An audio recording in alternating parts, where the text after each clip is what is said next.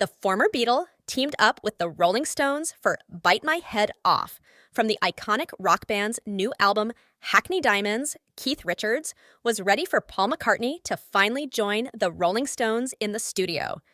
The legendary UK rock band teamed up with the former Beatle for the song Bite My Head Off on the new album Hackney Diamonds, and Richards opened up to Matt Wilkinson on Apple Music, one for a new interview about the collaboration. "I felt that it was bloody time," said the 79-year-old Rolling Stones guitarist of working with McCartney, 81, for their first official collaboration. "I've known Paul for 60 years, just about. Although him and John Lennon did do a few backup vocals with us in the 60s. Great fun to play with."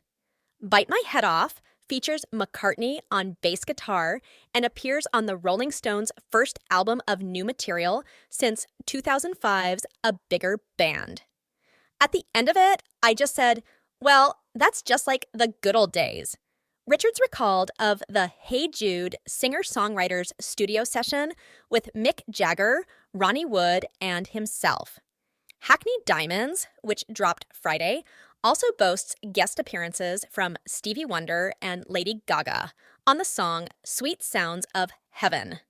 Elsewhere in the Apple Music One interview, Richards detailed how the two superstars joined forces with the Rolling Stones. "The thing is, it was such a spontaneous and organic session.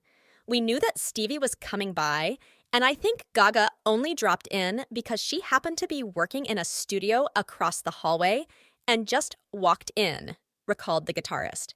He continued, "Playing with Stevie is always mind-blowing, and I thought that lady did an incredible job, man. She snaked her way in there and took it over and gave the session as good as she got with Mick. And it was great fun." The Rolling Stones' latest body of work also marks its first since drummer Charlie Watt died at age 80 in August 2021 following an undisclosed illness. Two of the album's 11 songs, Mess It Up and Live by the Sword, were recorded before his death and feature his musical contributions. The rest of the project utilizes Steve Jordan, who previously played drums in the John Mayer Trio and on television shows including Saturday Night Live and Late Night with David Letterman. Charlie had an incredible stamp on what he did.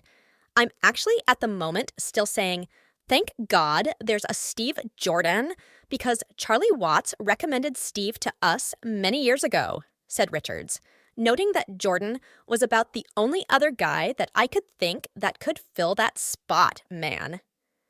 The guitarist explained what it's like to perform without Watts following decades with the late drummer. "Steve and I have been laughing that sometimes on the last couple of tours, every now and then, and I turn around and for some reason I expect to see Charlie," he said.